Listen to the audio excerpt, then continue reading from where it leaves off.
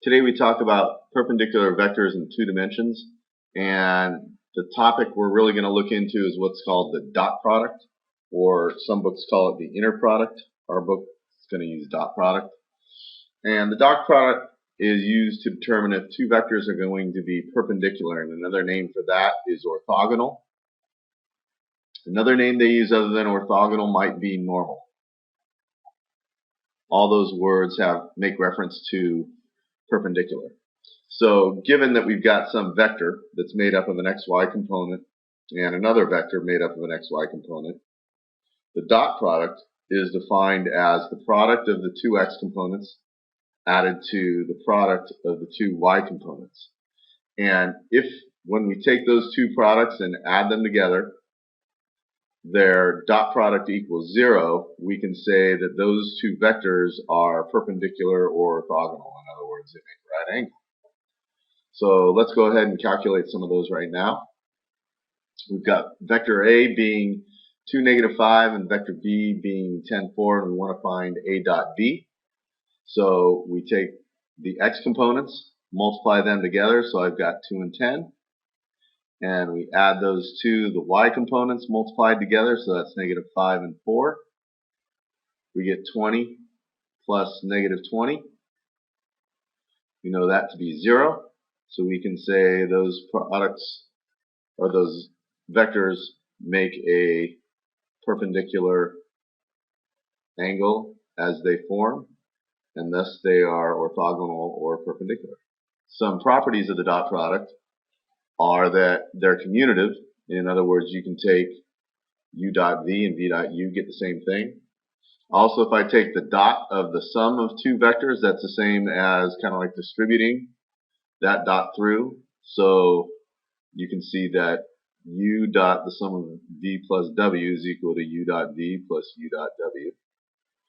And if I dot a vector by itself, that ends up equaling the magnitude of that vector squared, and that's going to come into a proof that we're going to deal with soon. If I take a scalar product and dot that to a vector, we get 0. So if we want to find the angle between two vectors, we can use the following formula. We've got the cosine of theta equaling the dot product of the two vectors divided by the product of the magnitude of the two vectors. And rather than going through the entire proof, you can see it's basically a law of cosine calculation in order to arrive at this formula right here. And you can go through on your own if you're really that interested in it. So let's go ahead and calculate that angle between these two vectors. We've got, and I'll just sketch it out, we've got the 5i and -2j, that would be somewhere down here. And then we've got -4i and +6j, which would be, I don't know, somewhere up here. And we want to find this angle in between the two. So in order to calculate that, we're going to need the magnitudes of both of these. So the magnitude of V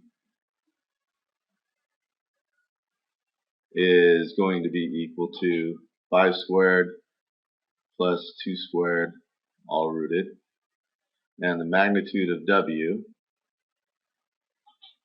is going to be equal to 4 squared plus 6 squared, all rooted. This ends up equaling root 29. This will end up equaling 16 and 36, which is 52. And if we want to find the angle between, we know that the cosine of theta is equal to the dot of these two, which is 5 times -4 plus -2 times 6 over square root of 29 times the square root of 52. And obviously to find theta we'll have to take an inverse value. So theta ends up equaling roughly 145 degrees. Even though this picture up here isn't quite to scale, it's certainly an obtuse angle, so it looks like we're pretty correct. That's really all we've got today.